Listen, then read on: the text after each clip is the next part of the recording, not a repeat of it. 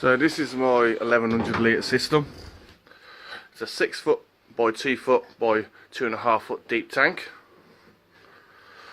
I'm running a twin return system with a Jabo 6000 pump and a Jabo 12,000 pump.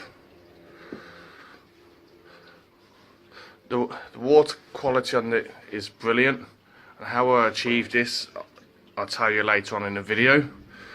I'm also running 2 RFG random flow generator nozzles, 2 Tunzees power heads down there, also 2 Jabos RW15s, and how the corals are reacting to the new filter I've got in the system, which, like I said, I'll go into a bit more detail.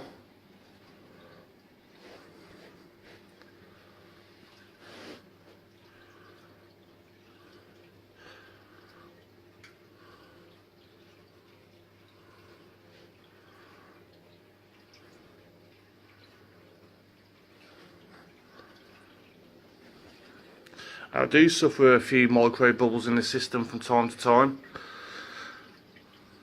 That's because I'm running a high flow system on the returns. So this is the engine room of the tank. The sump, it's 47 inches long by 22 inches wide, about 15 or 16 inches tall. I'm running twin returns, as stated earlier, a 4 reactor system running off a manifold, 1 for bio pellets, 1 for CERN silicate remover for skims, and 2 Deltec reactors for phosphate media.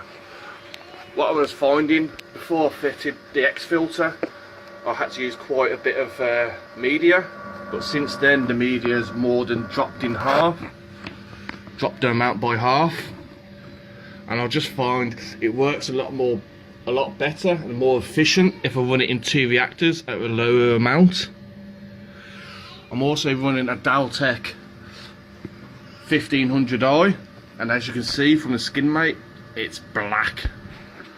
It never used to be that colour. It used to be like a tea colour brown, but since I fitted the X-filter, it's gone a nice dark colour like that. And here is the X-filter.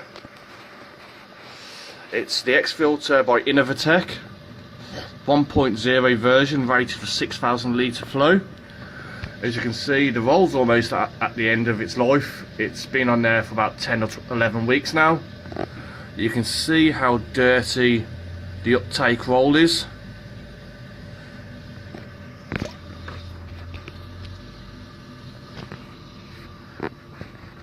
I also only run carbon once or twice a month, so as you can see from the water clarity, it's really good. And as you can see from there, I was actually part of one of the beta testers for this filter.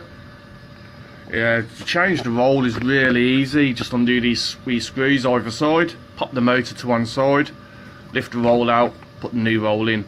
But what I like to do is lift this up, unravel it a little bit, get the new roll, attach it to the old roll here. It's by needle and cotton, and just sew it on. Then once the new roll starts to come through the filter, cut the old filter material off and just sellotape it to the spool inside. To install the unit is really easy. You can do it by a couple of ways. You can either cut your pipe and just put a bit of flexible pipe on there, just drop it into the filter, or what I've done, and a lot is hard plumb it but leave a little bit of flexible pipe down the bottom. And how I've done that is left the union in place, put a hose tail here and put a bit of flexible pipe on there. Just ease of maintenance, just undo that, make sure your valve is obviously closed, and away you go. And it just hangs on the back of the sump. Now when I first got the unit, me and the person who designed it decided we should actually ramp up the flow through the system. So we turned up both my pumps to 90%, and roughly getting about 7,500 litres flow through the filter, and now the filter's only rated for 6,000, but it never battered the eyelid, and even now it's running high and the filter's not even bothered. The 6,000 pump is at 90% and the 12,000's at 70%. Also, what you will note here, the new filters actually got a fixed sensor point. Because what we was finding in the beta testing, the Wii sensor was getting damaged and broken.